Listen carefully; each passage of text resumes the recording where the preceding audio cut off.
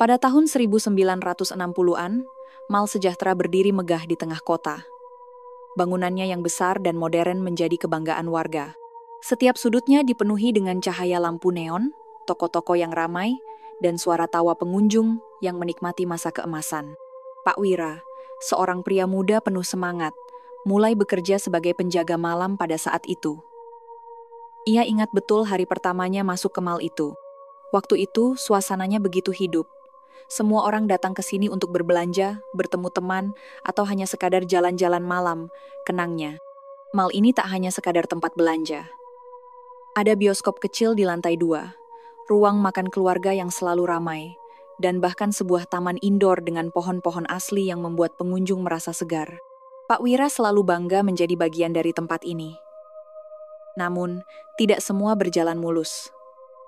Seiring berjalannya waktu, banyak perubahan yang terjadi. Pada tahun 1970-an, mall mulai menunjukkan tanda-tanda kelelahan. Beberapa toko tutup karena pemiliknya pindah atau bangkrut. Suasana yang dulu meriah mulai redup dan pengunjung mulai berkurang. Pak Wira mulai merasakan ada sesuatu yang berbeda saat menjalankan tugas malam. Kadang ia mendengar suara-suara aneh dari koridor kosong. Suara langkah kaki yang tak terlihat, bisikan samar yang membuat bulu kuduk berdiri. Namun, ia selalu menganggap itu hanya lelah dan imajinasi. Kami juga mulai kehilangan staf malam. Beberapa rekan saya mengeluh tentang perasaan aneh yang tidak bisa dijelaskan. Tapi saya tetap bertahan, karena saya satu-satunya yang bisa menjaga malam. Ujar Pak Wira.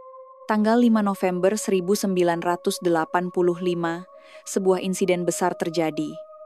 Malam itu, sebuah kebakaran hebat melanda Mall Sejahtera. Api mulai dari sebuah kios di lantai dasar dan dengan cepat menyebar ke seluruh bangunan karena instalasi listrik yang sudah tua dan sistem keamanan kebakaran yang tidak memadai. Pak Wira ingat bagaimana asap tebal dan api yang melahap setiap sudut mall. Ia berlari dari satu sisi ke sisi lain, berusaha menyelamatkan pengunjung dan staf. Namun, situasi begitu kacau dan banyak yang terperangkap. Suara teriakan, suara kaca pecah, bau hangus semuanya tertanam dalam ingatan saya, katanya dengan suara bergetar. Kebakaran itu akhirnya memakan banyak korban dan menghancurkan Mall Sejahtera hingga menjadi reruntuhan. Kota pun berubah dengan hilangnya tempat yang dulunya menjadi pusat kehidupan malam. Setelah kebakaran, Mall Sejahtera ditinggalkan begitu saja. Pemiliknya tidak memiliki cukup dana untuk membangun kembali. Banyak yang menganggap mall itu sudah mati dan menjadi tempat angker. Pak Wira tetap datang setiap malam, menjaga apa yang tersisa, meskipun hanya puing-puing dan kegelapan.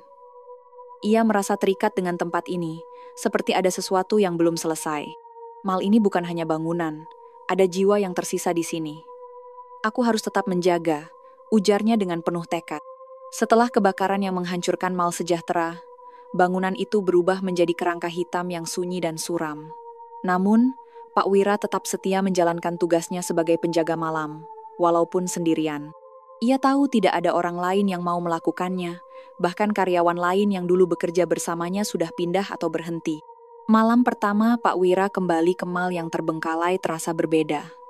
Bau hangus dan asap masih tersisa, meskipun sudah bertahun-tahun berlalu. Suara angin berdesir lewat jendela yang pecah, dan pintu-pintu yang berderit seperti suara erangan. Ini bukan mall yang dulu, tapi aku harus jaga. Ini tugas dan tanggung jawabku, pikir Pak Wira sambil mengelilingi koridor yang gelap. Namun, tak lama setelah itu, kejadian aneh mulai mengganggunya. Awalnya hanya suara langkah kaki yang samar di lantai atas, padahal semua toko sudah kosong dan pintu terkunci. Kadang terdengar suara bisikan pelan, seperti ada seseorang yang berbicara tanpa suara, atau suara tawa kecil yang tiba-tiba muncul dari ruang bioskop yang sudah hancur. Suatu malam, ketika Pak Wira sedang patroli rutin, lampu senter di tangannya tiba-tiba padam. Ia mencoba menyalakannya lagi, namun tak berhasil. Dalam kegelapan itu, suara langkah kaki makin jelas terdengar dari tangga menuju lantai 2. Dengan hati-hati, ia melangkah ke arah suara itu. "Siapa di sana?" teriaknya dengan suara yang bergetar, namun tidak ada jawaban. Hanya keheningan yang mencekam. Ketika ia menyalakan senter cadangan, pandangannya tertuju pada sebuah bayangan hitam yang berdiri di ujung koridor. Bayangan itu perlahan menghilang begitu ia mendekat. Ini bukan sekadar gedung tua. Ada sesuatu yang tetap tinggal di sini, bisik Pak Wira. Pak Wira mencoba melupakan kejadian-kejadian aneh itu dengan mengingat kembali masa-masa bahagia ketika Mal masih hidup. Namun, semakin sering ia mengenang, semakin jelas pula ia merasakan kehadiran yang tidak terlihat. Kadang ia melihat sosok samar di sudut mata, bayangan wanita yang terlihat sedih dan memandang ke arah tangga yang dulu menjadi tempat kejadian kebakaran terbesar. Sosok itu tak pernah berbicara, hanya berdiri diam seolah menunggu sesuatu. Pada suatu malam, ia menemukan sebuah buku harian tua yang jatuh dari laci meja seorang pegawai Mal yang meninggal dalam kebakaran. Isi buku itu berisi cerita tentang pekerja yang sering merasa ada penjaga lain yang menjaga mereka, meskipun itu adalah sosok yang tidak terlihat dan penuh penderitaan. Bab 8. Malam yang tak berujung. Malam terus berganti malam, dan Pak Wira semakin sulit tidur. Setiap kali ia mencoba beristirahat, mimpi buruk tentang kebakaran dan suara-suara aneh menghantuinya. Suatu malam, ia bermimpi bertemu dengan sosok wanita yang selalu muncul, yang memperingatkannya akan bahaya besar yang masih tersembunyi di mal tersebut. Pagi harinya, Pak Wira menemukan bekas jejak kaki basah di koridor yang sudah lama tak tersentuh air.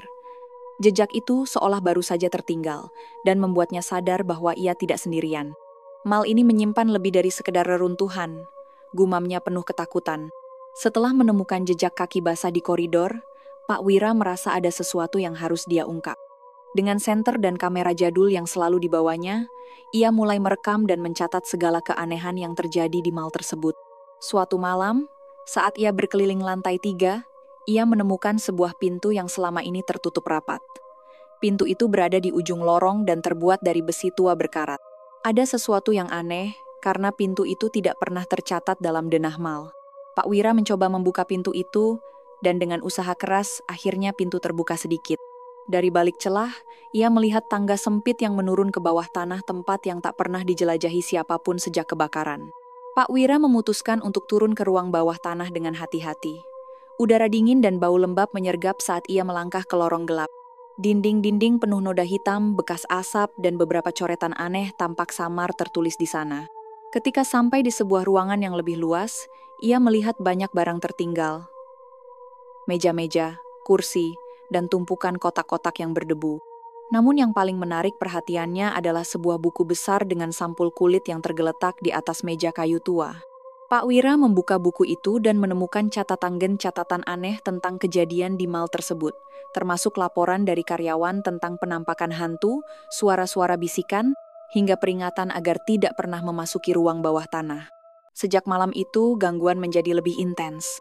Pak Wira sering melihat bayangan hitam bergerak cepat di sudut mata, dan suara bisikan semakin jelas terdengar di telinganya, bahkan ketika ia sedang sendirian di ruang kontrol. Suatu malam, saat sedang memeriksa kamera keamanan yang masih berfungsi, ia melihat sosok wanita berambut panjang yang berdiri di ujung koridor lantai 2. Sosok itu menatap lurus ke kamera, kemudian perlahan menghilang. Setelah kejadian itu, Pak Wira merasa sesuatu mengikuti dan mengawasinya setiap saat. Ada tekanan berat di dadanya dan rasa dingin yang menusuk, membuatnya sulit bernafas. Pak Wira mencoba menghubungi beberapa teman lama dan keluarganya, tapi mereka mulai menjauh karena takut dengan cerita-cerita aneh yang ia bagikan. Ia semakin terisolasi, bertahan hanya dengan tekad untuk menjaga mal dan mencari jawaban.